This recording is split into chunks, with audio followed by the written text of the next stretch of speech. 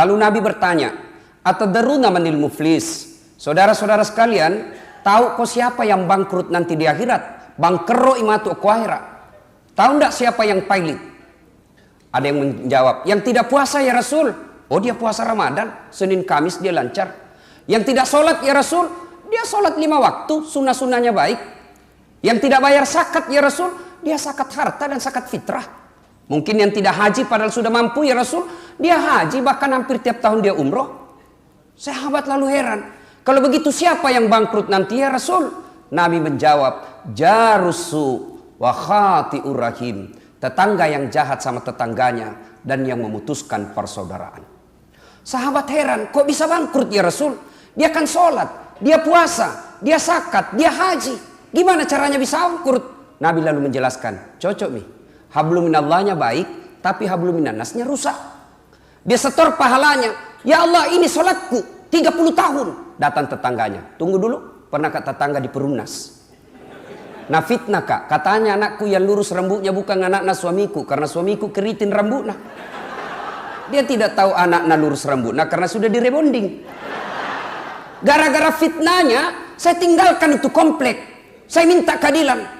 Allah berfirman, ya sudah, ambil sholatnya itu 30 tahun. Habis sholatnya 30 tahun. Dia setor lagi puasanya. Ya Allah, ini puasaku 30 tahun. Datang lagi teman kantornya. Tunggu dulu Tuhan, pernahkah itu juga sama-sama caleg? Nah fitnah kak, nah sebarkan hoax. Gara-gara fitnahnya, saya tidak terpilih padahal mundur mak jadi pegawai. Saya minta keadilan hari ini. Allah berfirman, ya sudah, ambil mie puasanya 30 tahun.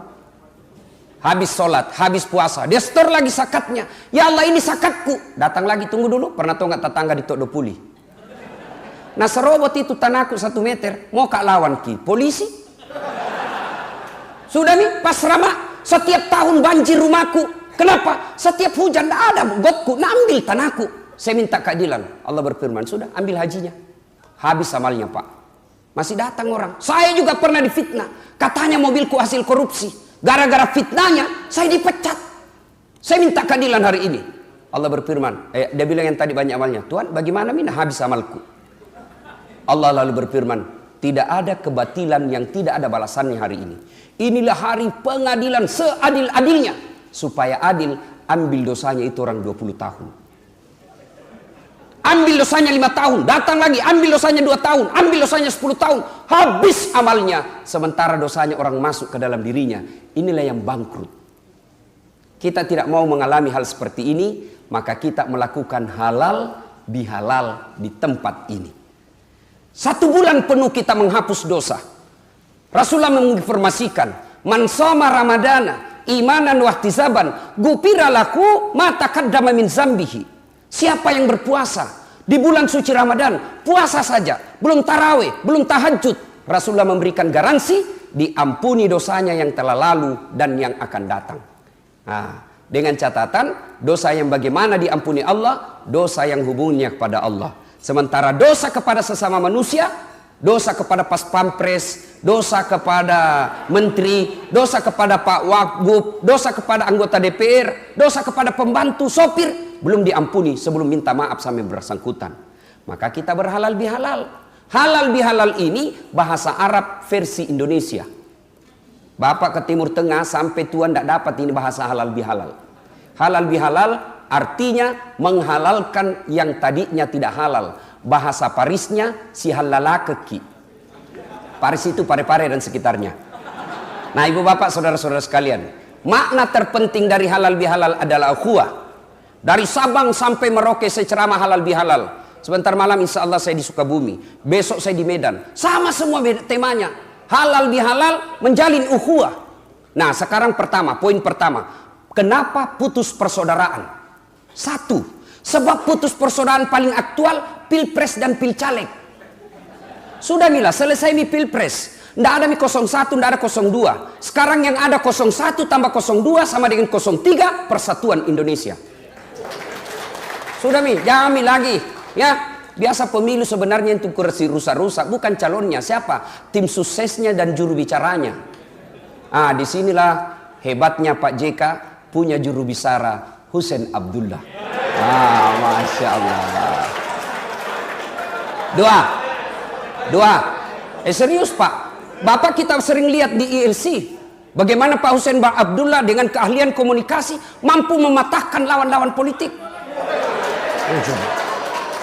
Dua. Yang menyebabkan putusnya persaudaraan. Yang kedua, sombong. Apakah sombong berpakaian mahal? Belum tentu. Bapak pejabat punya emas, pula Rolex, pula berlian, pakai supaya orang tidak menghina Bapak. Apa itu sombong? Menganggap remeh orang lain dan menolak kebenaran. Itu kata Nabi. Ibu-ibu pakai emas, pakai. Kalau perlu tulis berlian. Tapi kapan dia sombong? Ketika kau pandang enteng orang palsu. Dede, motongi pakai emas baru palsu. Sombong. Bapak pakai baju krokodil, cap buaya. Katanya kalau asli kepalanya menghadap ke dalam, kalau palsu menghadap keluar. Jadi buaya darat. Apa sombong? Belum tentu. Silahkan pakai. Itu rezeki dari Allah. Tapi jangan kau remehkan orang miskin. Kapan disebut sombong? Apa sebab sombong? Kata Nabi. Buka kitab hadis. Sombong 4 penyebabnya. 1, bertambahnya ilmu. Ini para guru besar, para dosen yang banyak gelarnya bisa sombong. Lain saya bos. Tuh. Coba ada yang bilang, kenapa itu Ustaz? Napasan dokter di depan, PhD di belakang. Nah sama Ji, beda bos. Dokter itu di depan, dokter syariah hukum Islamku. Yang PhD ku itu komunikasi. Sombong? Tidak, klarifikasi. Ayo Pak. Jangan sombong gara-gara ilmu. Ustadz bisa sombong. Adakah Ustadz sombong? Sekarang banyak saya lihat Ustadz sombong. Baru belajar agama 6 bulan. Itu pun melalui YouTube. Nah kasih salah semua orang. Halal bihalal bid'ah. Tidak ada pada zaman Nabi. Maulid bid'ah. Isra Mi'raj bid'ah. Taksiyah bid'ah. Jabat tangan selesai sholat bid'ah. Doa bersama bid'ah. Kalau begitu jangan kau juga pakai mic ceramah.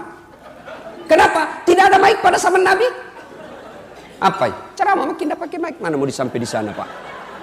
Ayo. Jangan sombong gara-gara ilmu. Allah jelaskan, wa ma utitu minal ilm illa qalila. Saya tidak berikan kamu ilmu kecuali sangat sedikit. Lalu apa yang kita mau sombongkan dengan gelar-gelar kita? Ada orang banyak sekali gelarnya, sombong. Pas begitu dekat pensiun mulai pikun-pikun. Diprotes sama istrinya. Pak, biasanya kalau mau kopi mengajar ku cium-cium jidatku. Ini mau 2 minggu tidak pernah kau cium. Langsung bilang dalam hatinya suaminya, ih berarti siapa ku cium selama ini? Ternyata pembantunya. Jangan sombong gara-gara ilmu. Yang kedua, penyebab sombong. Yang kedua, penyebab datangnya sombong. Setelah ilmu, apa kata Nabi? Bertambahnya pangkat jabatan. Apa yang kita mau sombongkan dengan jabatan? Belajar dari kisah Quran. Ada orang sombong gara-gara ilmunya. Ada orang sombong gara-gara jabatannya. Fir'aun. Ada orang sombong karena kekayaannya, kata Nabi. Bertambahnya harta membuat sombong. Jangan sombong karena harta. Allah marah, dia titip penyakit dalam dirimu. Sehingga apa? Tidak ada bisa kau makan. Saya sering diundang orang kaya makan. Uangnya miliaran. Tapi begitu berhadapan meja makan, apa nak pikir? Asam urat, kolesterol, lemak. Dilarang makan daging. Dilarang makan nasi. Dilarang makan gula. Dilarang makan garam. Dilarang makan daging. Apa yang bisa nak makan? Ubi rebus. Dek, warna 7 miliar ubi rebus bisa nak makan. Jangan sombong, marah Allah. Yang keempat, penyebab datangnya sombong, kata Nabi, adalah bertambahnya ibadah. Yang tadinya malah sholat tiba-tiba 5 waktu. Jangan sombong. Allah tidak senang orang sombong. Dalam hadits qudsi Allah jelaskan, ada 3 temannya setan di dunia. Satu diantaranya adalah ghaniyun mutakabbir, orang kaya yang sombong. Ilmuwan sombong, Allah tidak senang, temannya setan. Orang kaya sombong, temannya setan. Pejabat sombong, temannya setan. Tapi orang masih maklum, ia tahu wajar, kaya, tinggi pangkatnya, tinggi ilmunya, wajar. Tapi temannya setan. Ada juga orang kuliah, tidak terkenal, pengangguran, tidak ada kerjanya, jelek mukanya, bau kalipana, sombong lagi. Bukan mau temannya setan, kau sudah jadi setan bos. Ibu bapak saudara-saudara sekalian, yang ketiga, sebab putusnya persaudaraan. Yang ketiga, tadi 1 pemilu, Yang kedua kesombongan, yang ketiga sangka buruk. Jangan Pak, jangankan sebuah negara, rumah tangga saja tidak akan pernah akur ketika suami istri saling sangka buruk.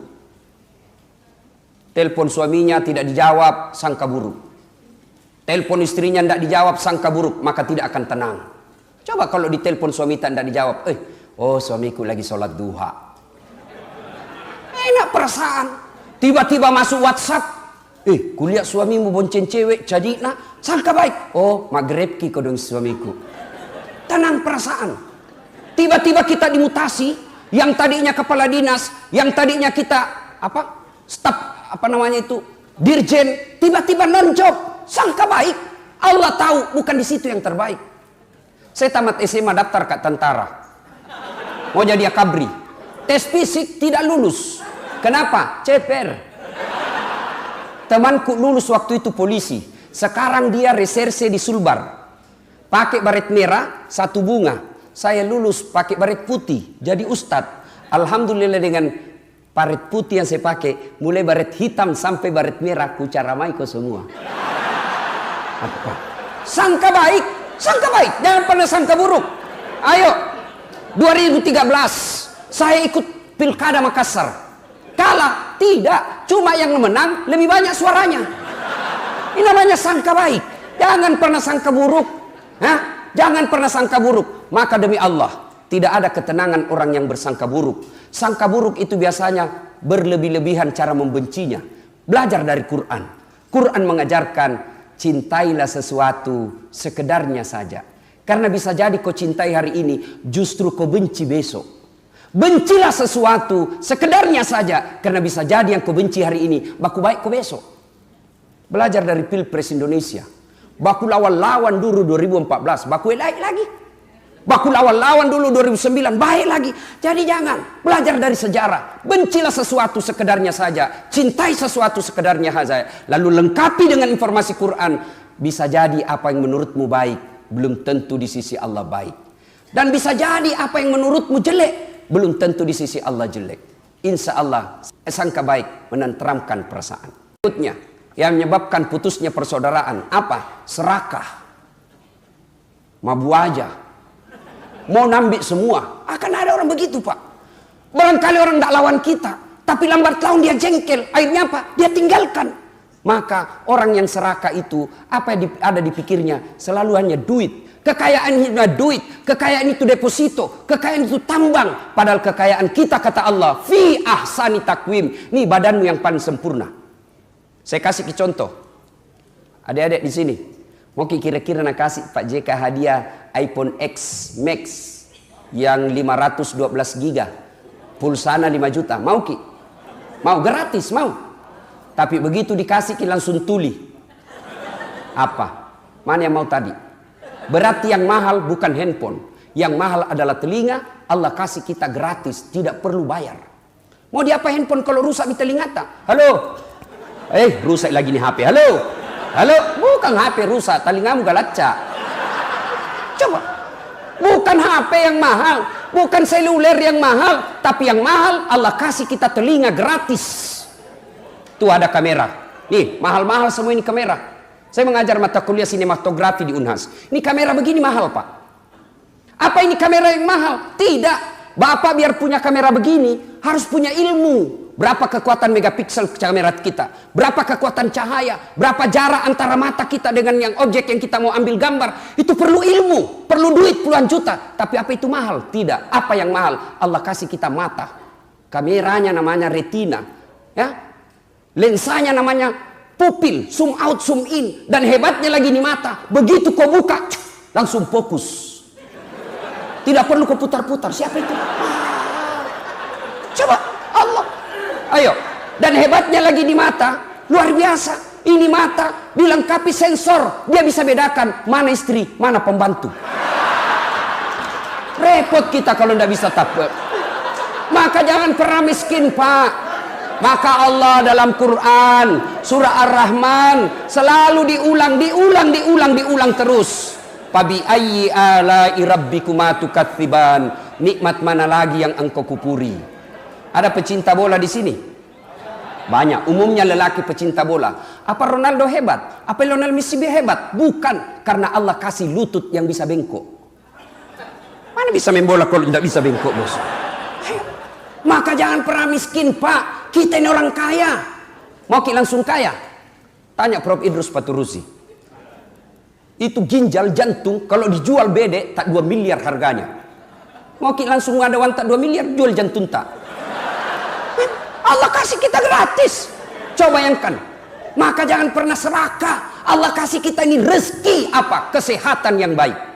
Fi ahsani takwim. Inilah kesehatanmu. Syukuri itu. Bapak saudara-saudara sekalian.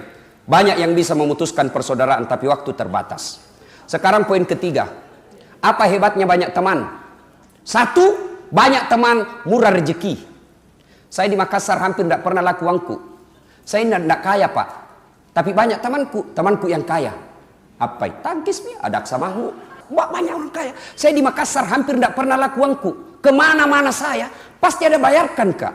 Begitu saya pasar, Pak, pasar Poter, ya, baru Kak turun dari mobil, ada yang teriak, "Assalamualaikum Ustaz." Dalam hatiku aman dan terkendali. Coba. Ada isi sayur, ada isi ikan. Saya bilang, siaga ya ji. Ajakna Ustaz, majak deh, malilek mopi. Jangan maki aji. Jangan Ustaz, berapa? Jangan maki aji. Dalam hatiku, memang itu kutunggu. Istriku itu suka sekali kalau saya pergi pasar. Dia bilang gratis. Yang kedua, banyak teman gampang selesai masalah. Saya ke kantor polisi, ketemu komandan. "Assalamualaikum Ustaz." "Siap komandan." "Kenapa Ustaz?" "Perpanjangan SIM komandan." "Panggil kasat lantas." Bantu Ustaz, urus cepat. Jangan ku lagi minta uangnya. Dosa ku uang Ustaz ku makan. Selesai masalah. Banyak teman gampang selesai masalah. Yang ketiga, banyak teman insya Allah umur panjang. Kenapa Pak JK umur panjang? Salah satu sebab beliau banyak teman dan tidak punya musuh. Banyak yang doakan. Coba. Yang keempat, ini yang paling penting bagi seorang politisi. Banyak teman gampang menang pilkada. Pak. Nah, ibu bapak, saudara-saudara sekalian. Nah, berikutnya poin keempat. Poin keempat sekarang. Apa itu Ustaz? Bagaimana merapatkan ukhuwah? Terlanjur putus. Satu, belajar dari filosofi sholat jamaah. Sholat, coba lihat sholat jamaah Pak. Begitu angkat takbir, Allahu Akbar, sama semua bahasanya Pak. Coba bayangkan kacaunya sholat di masjid, seandainya pakai bahasa masing-masing. Yang jadi imam orang Arab, Allahu Akbar. Yang jadi makmum, datang saudara kita, orang Bukaka, Rembone, Bungallahu Ta'ala Malupo. Datang orang jadi ponto, dia pakai bahasa Persian, Kareng Allah Ta'ala Lompua. Datang orang Toraja, dia pakai bahasanya mu'allab, Pung Allah Ta'ala Tonggo Gajah. Terakhir datang orang Padang, sepupunya Ibu Wapres, Allah nan gadang. Oh, terakhir sekali anak gaul dari Betawi, dia takbir pakai bahasa gaul, Allah gede banget gitu loh. Coba, baru takbir kacau. Coba belajar dari filosofi sholat berjamaah. Coba indahnya tadi kita lihat tari-tarian. 4 suku tidak perlu menciptakan tarian yang harmonis. Belajar dari situ Pak. Jalan jamaah. Yang kedua, untuk memupukkan persaudaraan, filosofi sholat jamaah. Dalam sholat jamaah ada yang disebut kesetaraan. Orang ribut Pak kalau tidak ada kesetaraan, ketidakadilan, pasti ribut. Coba lihat orang sholat. Mau jenderal, mau kopral, kalau cepat datang depan. Nah, ini ibu bapak saudara-saudara sekalian. Kemudian belajar dari sholat jamaah. Ketika sholat jamaah, jangan pernah ganggu orang. Mana ada orang ganggu orang sholat berjamaah? Maka rukun kita. Boleh punya mazhab, silakan, tapi jangan kau ganggu dan jangan kau salahkan mazhabnya orang. Karena ada itu begitu. Baru takbir nak ganggu dia memaki.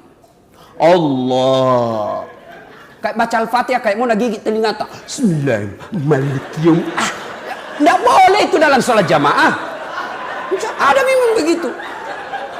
Kemudian apa? Dalam sholat berjamaah ada yang disebut tenggang rasa.